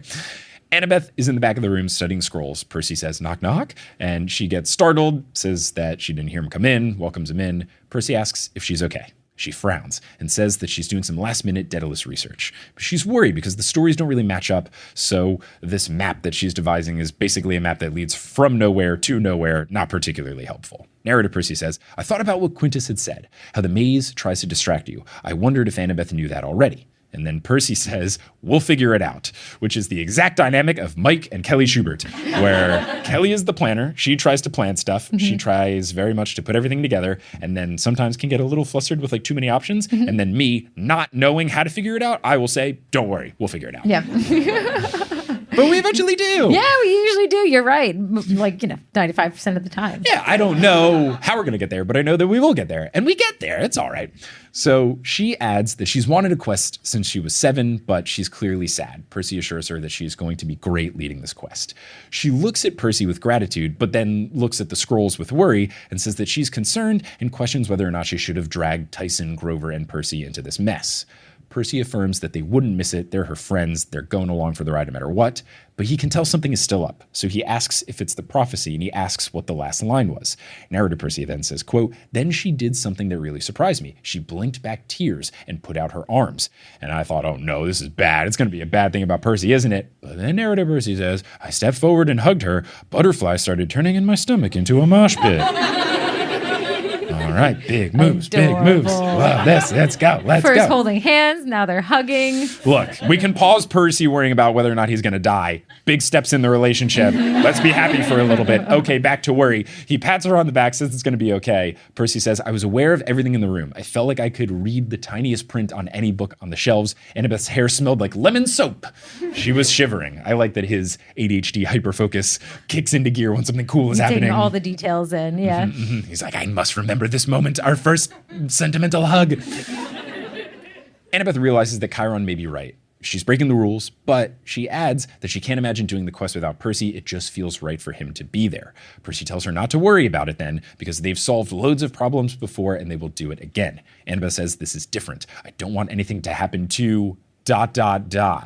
any of you. Meaning she's most concerned about Percy and then kind of concerned about everybody else.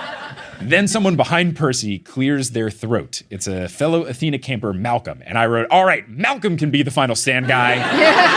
Bring him. Don't care about Malcolm. He fits the bill of Athena cabin. Is human sacrifice Malcolm. It's this book's Phoebe. Bring him along. Let's go. I don't care about him. He says that practice is starting and that Chiron told him to come get Annabeth. He is incredibly embarrassed about encroaching on this tender moment. It is quite obvious. Percy says, we were just looking at maps. And even narrator Percy goes, this was stupid. We fell into a hole. We were looking at maps. There's nothing. Malcolm stares at him and goes, okay. And then I was like, damn it, I like Malcolm. No. This is such a good reply. Annabeth tells Malcolm to tell Chiron that she'll be right there, and Malcolm leaves swiftly to get out of this awkward situation. Annabeth rubs her eyes and tells Percy that he can leave so that she can prep for archery. Percy nods, but he's just very confused. Everything's just all in flux. He asks Annabeth about the hero's last breath line. Annabeth says that she doesn't know which hero, but Percy says that he's asking a different question. Quote, no, something else. I was thinking the last line usually rhymes with the one before it. Was it something about... Did it end in the word death? in italics. Very smart question, but very scary question. And it's even scarier because Annabeth just stares at the scrolls and says, "You'd better go, Percy. Get ready for the quest. I'll see you in the morning." Didn't answer the question, which means yes. Yes, indeed. Narrator Percy then says, "I left her there, staring at maps that led from nowhere to nowhere, but I couldn't shake the feeling that one of us wasn't going to come back from this quest alive." Which is very scary and somber, but look, it's only the 4th book, so I think they're going to be okay. That is the end of chapter 4, and that is the end of this episode of The Newest Olympian.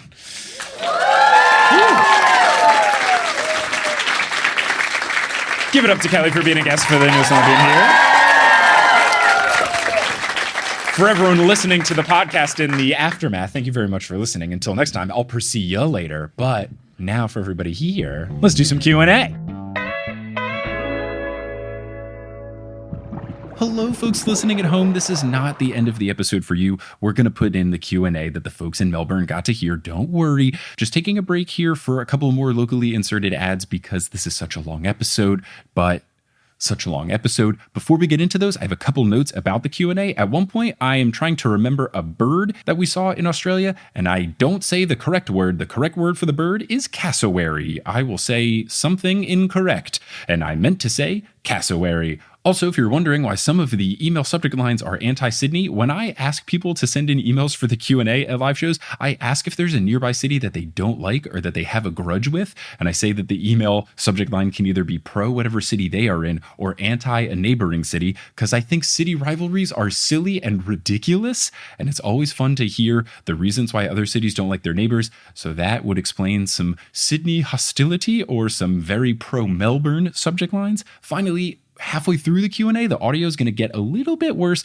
because the official big audio recording thing that the venue had set up just stopped recording, and then we had to go to my backup system, which is not as good as theirs, but it still sounds pretty nice, just not as crystal clear quality. I'm very happy with how clean the audio for this episode came out, but for whatever reason, their system worked, and that's why you always use backups, and that's what I did.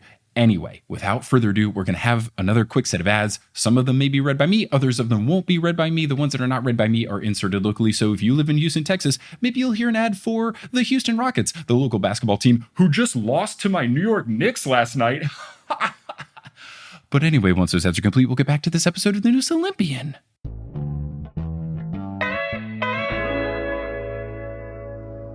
This is a good one, and I wanted to address this. So this is from Emily. The subject line is Melbourne show, Melbin. When I had first said that I was going to try to come to Melbourne, I had said Melbourne, which I know is very wrong. I was pronouncing it the way you spell it. Then I quickly converted to saying Melbourne, which I have been told is like more correct. But then people were still saying to me, "Oh, you should say it like Melbourne," saying it like that. And I was like, that just sounds like I'm doing a bad accent. Like, it's one thing to pronounce a city properly if it's in a different language, like, you know, saying Buenos Aires or something instead of like Buenos Aires. But this is still English. You just ignore R's here. So it just sounds like I'm doing a bad caricature of an Australian accent. So I feel like I have to mispronounce it properly to make it clear that I'm not trying to dunk on Australia. It's a weird dynamic by being English but Australian English. Mm-hmm. I don't know. I wouldn't be like if I was doing a show in like London. You know, I wouldn't like throw a British flair onto Although Melbourne is much more fun to say than Melbourne. Yeah, it's fun to be like Melbourne, but it feels like it just feels rude and mean. Anyway. Emily has a question aside from this. Emily says, hey, hope you're having fun here. We are, don't worry. What is your favorite monster? And what is your silliest reason for liking it? Ooh, favorite monster and silliest reason for liking it. Is O'Leary a monster? I mean, technically, she's O'Leary's a hellhound. I also really liked, I don't know if you've gotten here yet. Just gonna hold on that. Okay. I can't remember what book that's in, so I'll just have an answer, but that I'll think of a different one. I would say, I don't know if Charon counts as a monster, but he had a really nice suit, and I respect that. If he doesn't count, then I guess I would go with Krusty, because his very tacky suit was a fun vibe. Mm-hmm. So that would be the silly reason is that I'm picking monsters based off of clothing choices. Oh, Kelly the monster. Kelly the cheerleader monster. Oh, Yeah. Kelly with an I who spells her name wrong. Yeah, but yeah. the my reasoning is because I can't quite understand what she is. I don't actually remember. And that's why I like her, because she was a very complicated description. And also she spelled her name wrong. So it wasn't like Kelly. It was Kelly. It's a different Kelly. It's a different Kelly, so you're safe. All right, this next one comes from Ruby. The subject line is 10-foot tall scorpions. Hey, Kelly and Shubes, what's been the weirdest thing about Australia so far? So the weirdest thing. I do find it funny that you guys have switches for every single outlet. You have to like switch it on and off. But I do think that's like a nice safety feature to have. It's just kind of actually funny. helpful because I've gotten shocked by a couple by putting our adapter in. So it's actually very helpful, and I appreciate that. I don't understand why they're different than every other switch I've ever seen. Like in every other country, they're all the Right. It's just a switches. little push, little thing. I kind of like them, but yeah. Yeah, I don't know. The weirdest thing. Weirdest thing. Everyone is shockingly nice here. Everybody's very nice. Everybody's very nice. Too nice. Way, like suspiciously nice. Suspiciously But nice. no, it's been a lovely time. Yeah, We've had a very it good was time here. lovely. Now, here's a question from Kat. I was wondering what you and Kelly thought the strangest Australian animal was, and which animal you thought was the best. I know which animal you dislike the most. It was the I don't know, snakes? the dinosaur one. The blue.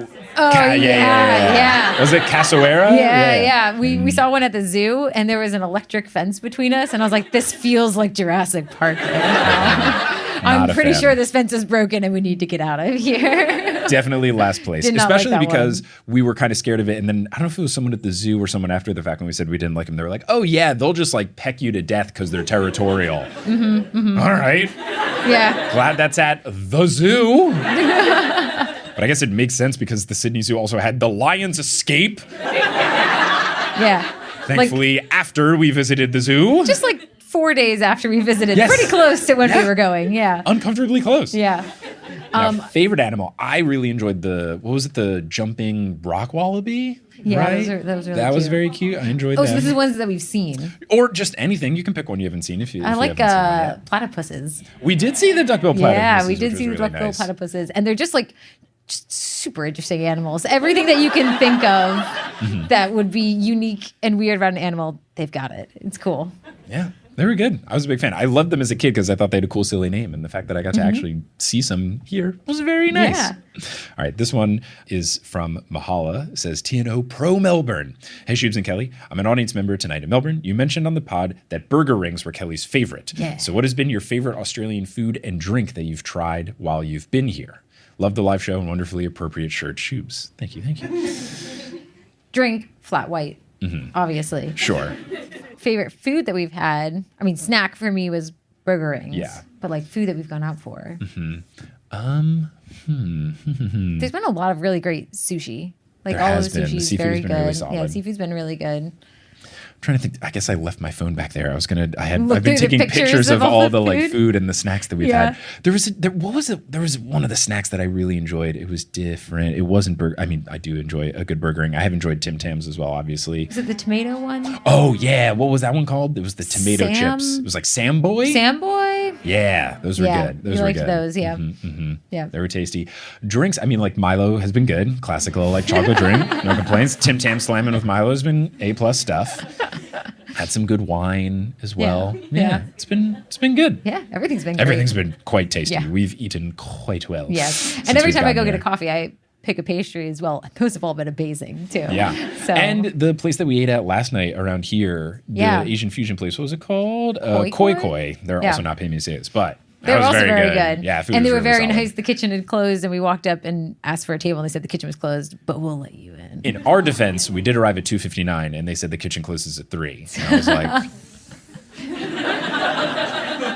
come on. Thankfully, they let us in. And They were it was very very, nice very about nice. it. But yeah, that food was all very, very tasty. But yeah, it's all been quite delicious. Yeah. Really good stuff. Democracy sausage on Saturday.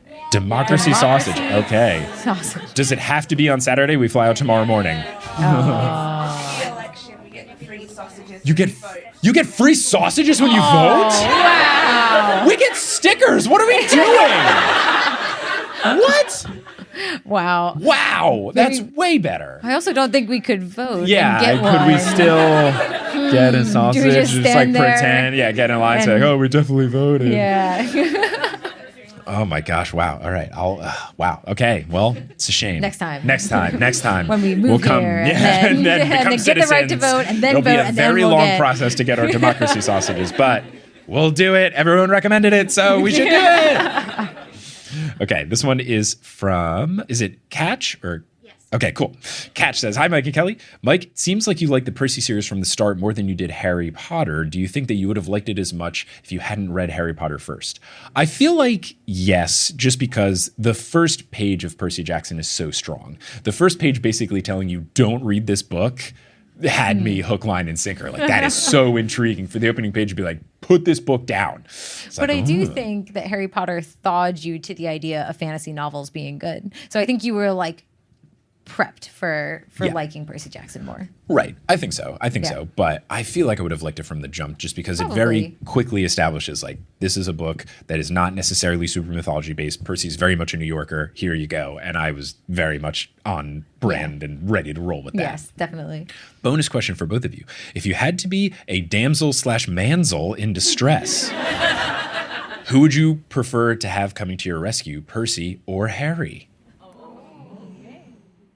I would pick Percy I probably would too. Why Yeah. would you pick Percy?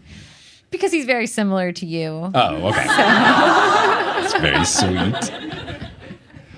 I would pick Percy just because so far only one of Percy's friends has died. And Harry doesn't have as good of a track record Oh no. with people staying alive along the way. So that would be my thought there. Okay, this email comes from Vidi. What has been your favorite Greek myth / PJO side quest / storyline / lore so far? So any sort of like myth, story, offshoot type of thing in the first 3 books and change. My favorite one hasn't happened yet. Okay. So I'll Okay. Just I won't say. leave it as is. Yeah. I'm trying to think.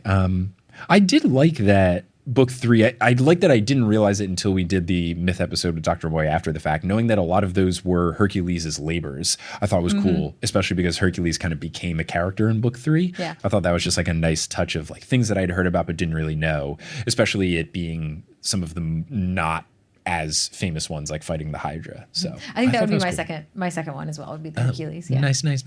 And what myths or characters are you looking forward to potentially meeting in the books? So I guess you can't really answer My that favorite one is the one I'm looking forward Yeah. to you potentially getting to in the books. Yes. I guess for me, it would probably just be trying to see every single character that I've come across with in Hades the video game. Yeah. Obviously, the fact that Daedalus came along here is pretty cool. So just any time, because really that is my entire frame of reference for Greek mythology. So anything where I can be like, oh, I kind of know that. I feel like that would be exciting.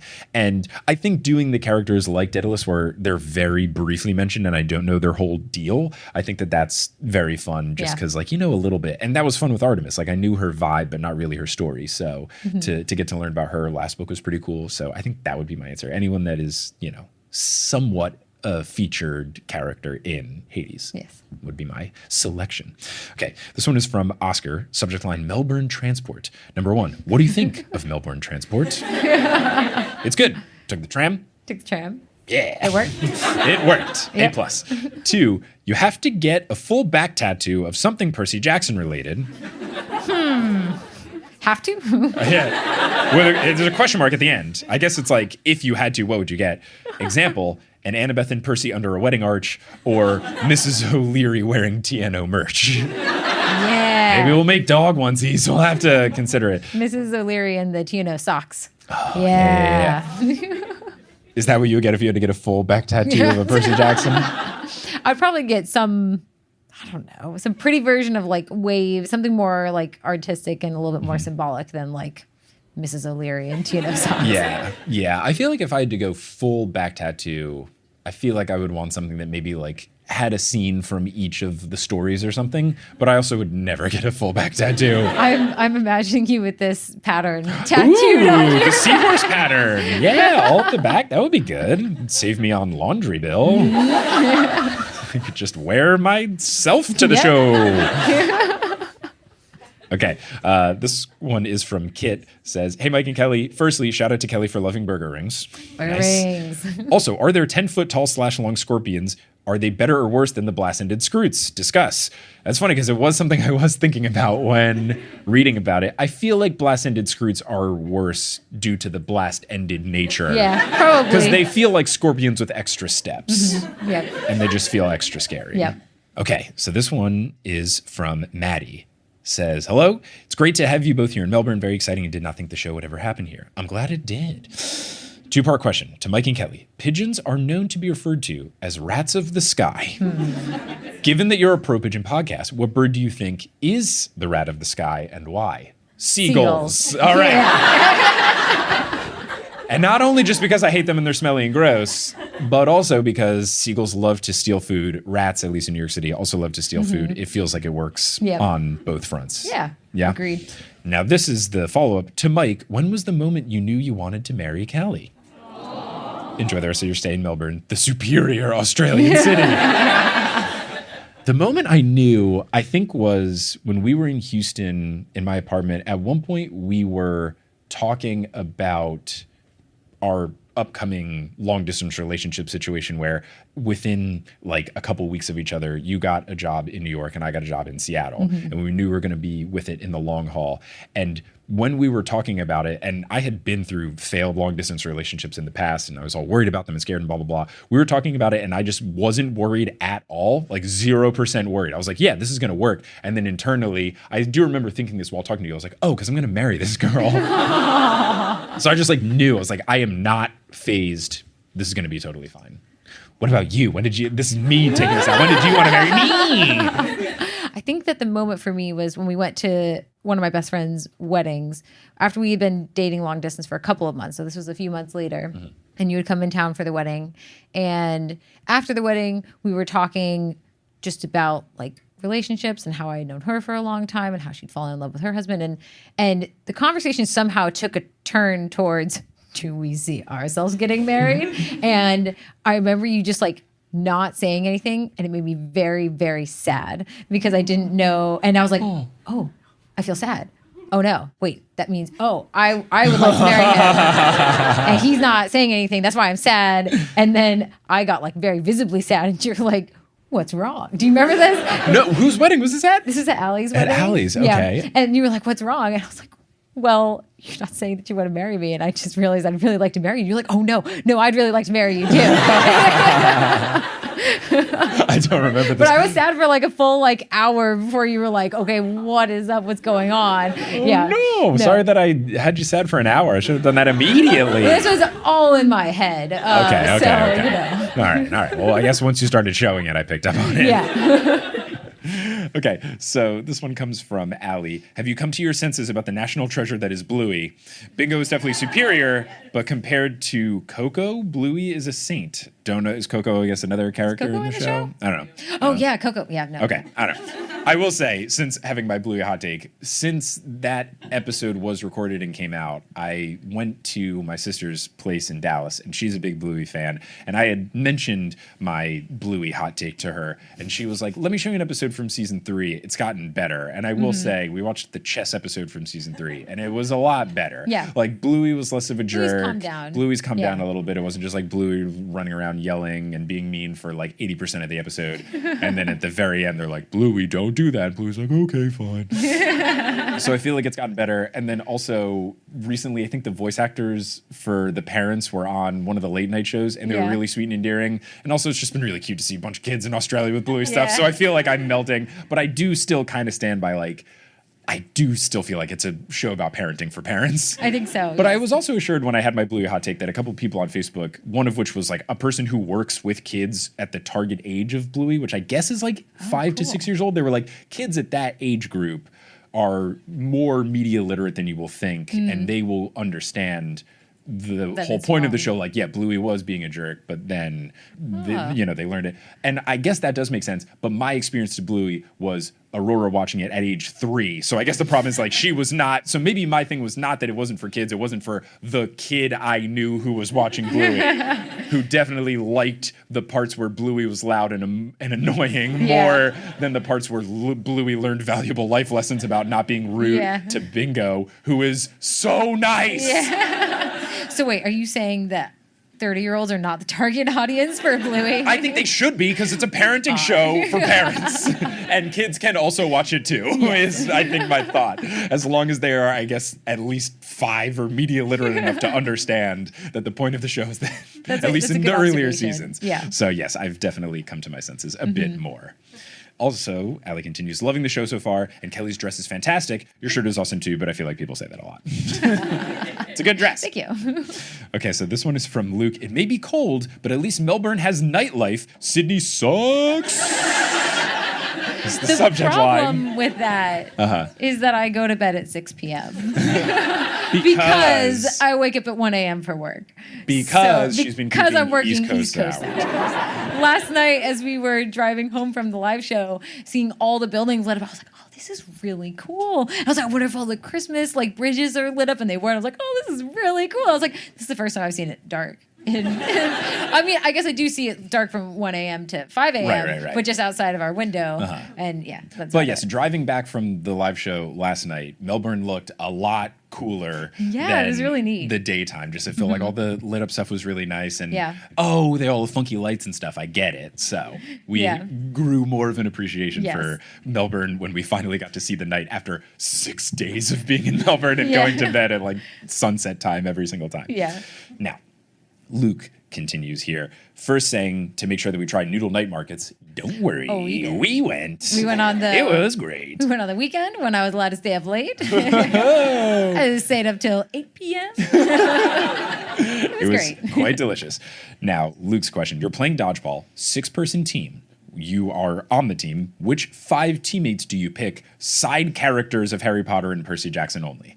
I think that's a fun question to end on the show. There are so many other questions, but we are running out of time. So I did not hear what you said. Sorry. Because I was thinking, happy Thanksgiving, everybody. Right, we didn't say that. Yeah, because we're here in the future. Happy Thanksgiving. Yeah.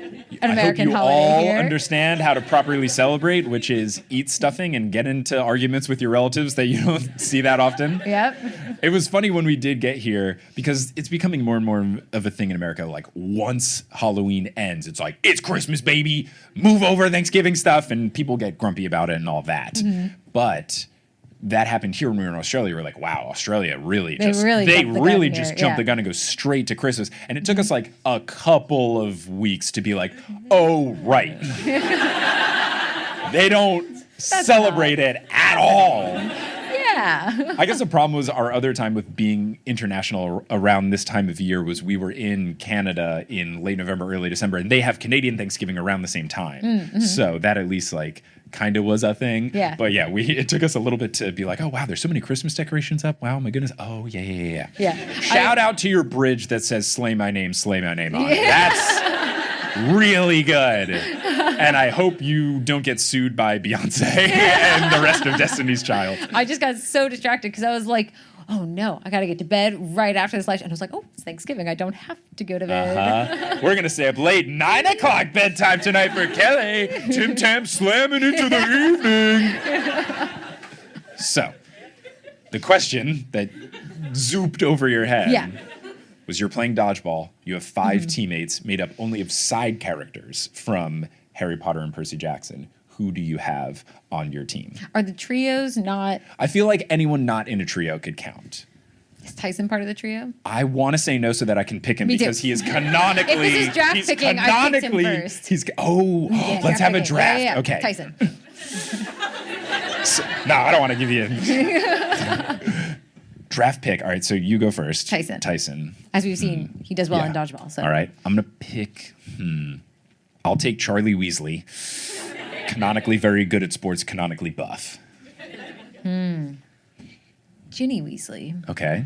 Because you need some agile players as well, and she seems on the right lines as a chaser. Okay. I'm going to pick Travis Stoll just because I feel like trickiness is good in dodgeball, and I feel like head games are a thing, so having a Son of Hermes craftiness I feel like would be helpful. It's not always being the biggest and the strongest. Sometimes you got to outthink them. Going with Beckendorf. Okay. For more strength. Okay. Do the gods count as side characters? Not in the trio. We should pick campers/students. I was going to say, if you pick Zeus, he's not going to lose. I was going to pick Hermes because he's very fast. Ooh, Luna Lovegood. She's Okay. gonna be. She's gonna know something about some sort of weird dynamic. Like she's gonna be super outside of the boxy with it. I'm good with you picking that one because I think she'll get distracted by the aura around your head and the things flying out of your I yeah. feel like she's gonna get real funky with it. Okay. Sure. Clarisse. Yeah, because I think she's crafty. She's got some strategy. Yeah. No. Can't do that. Ooh.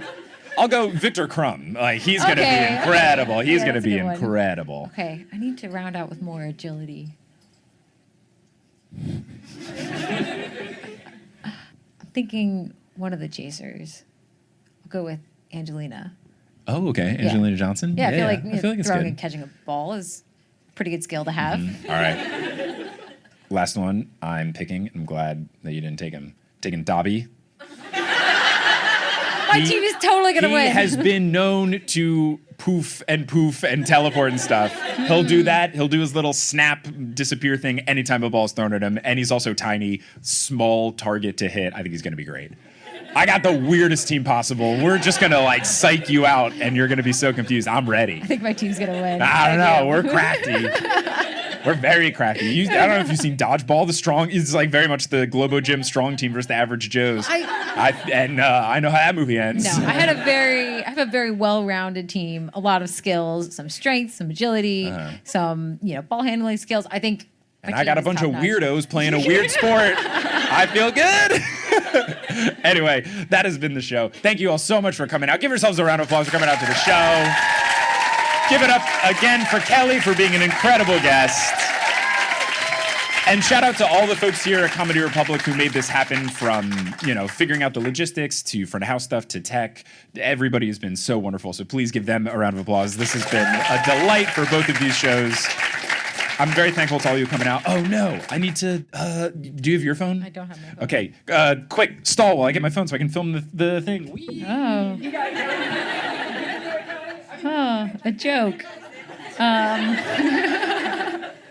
What do you call a tree that grows in your hand? A palm tree. Well done. Okay, now that we've gotten the phone, because I like to document me saying the final thing all the time. So, thank you all so much for coming out. I really appreciate it. I hope to return to Melbourne and to Australia for a proper tour so I can go to all the cities that all the other police are like, why don't you come to Brisbane? Why don't you come to Adelaide? Because I'm on vacation and I can't go everywhere. So hopefully I'll come back for a proper tour and I definitely will return to Melbourne. But until I do return, I'll pursue you later. Thanks for coming out, everybody. Hey, thank you so much for listening to this episode of The Newest Olympian. This podcast is created, hosted, and produced by me, Mike Schubert. I also run the social media and the website. Our editor and TikTok account runner is Sherry Guo. The music is by Bettina Campamanes and Brandon Grugel, and the art is by Jessica E. Boyd. If you want to get involved in the community around the show, you can do so on social media. We are at Newest Olympian on Twitter, Instagram, TikTok, and Facebook. Facebook also has the spoiler group and the spoiler-free group. We also are at reddit.com/r/The Newest Olympian. If you want to take it to the next level, you can get in on the TNO Discord by joining our Patreon by going to thenewestolympian.com/Patreon.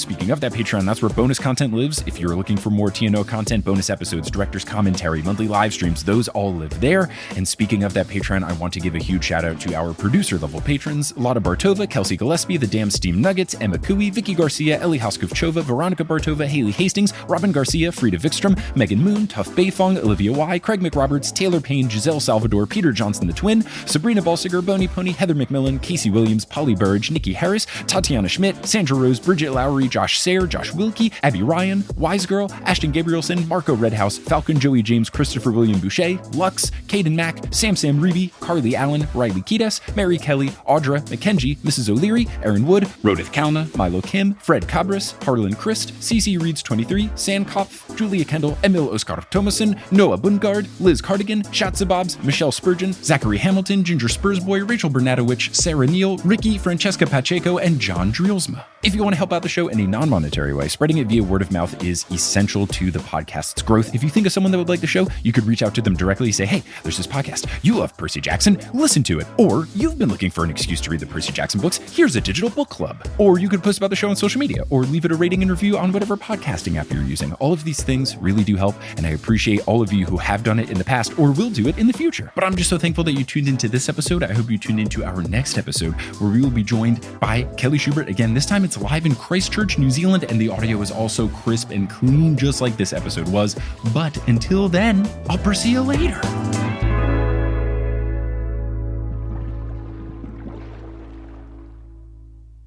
Hey everyone, how's it going? It's me, ASMR Mike. So last ASMR Mike segment, I had a cool sounding bird, and shout out to listener Maya, who let me know that that bird was a magpie. She did start her email joking that the bird is called an R2D2, but then did end it by saying, P.S. I think it's a magpie. A very funny joke. I audibly laughed out loud reading the email, but this ASMR Mike segment is just going to be birds chirping as I was trying to get audio of the magpie making noise, but I've realized this is a really soothing little way to end out this episode because the birds just chirping all across the hike we were on sounded lovely. So here's some bird noises.